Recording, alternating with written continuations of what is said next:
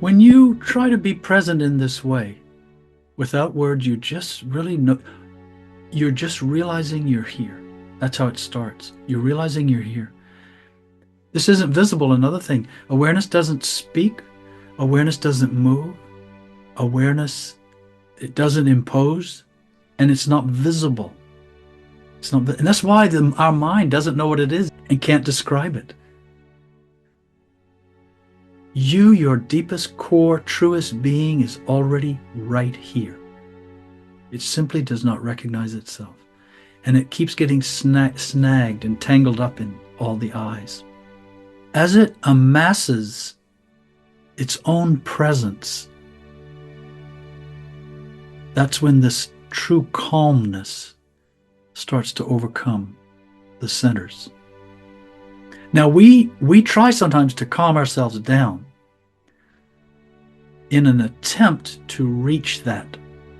It's almost like trying to go from the middle ground to the background.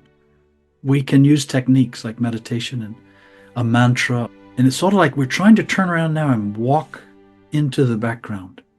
But that's not actually possible. It would be like trying to walk into space. There's no end. You see, you would always just have the experience of trying to walk into to get there. That's different than space itself, which is already empty, realizing itself. And it's already calm. It becomes more and more obvious, and in doing so becomes more and more profound as itself, as this presence.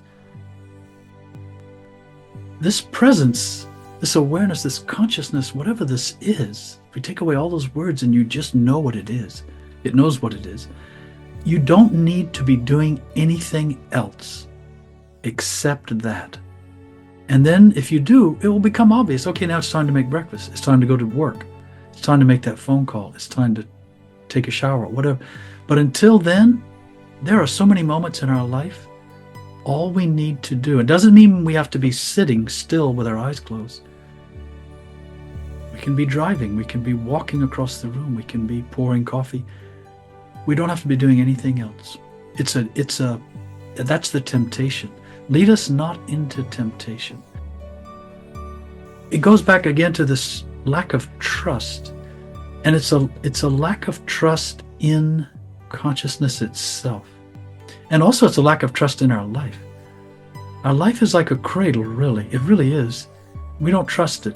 And even when of course when bad things happen, we call them bad, unpleasant things or suffering. But this is part of the cradle also. And it's really taking care of, it's the container for consciousness, for awareness for this period of time. And we're fighting. You see, you can be more present to things. The question is that presence cognizant as itself, being present to things? This background, I'm calling it this awareness, doesn't even make an effort to be aware as itself. It simply realizes it, you could say spontaneously realizes itself. Like you're standing in a garden and you don't know you're in the garden because you're in imagination. And then suddenly you realize you're in the garden. And it's kind of like that.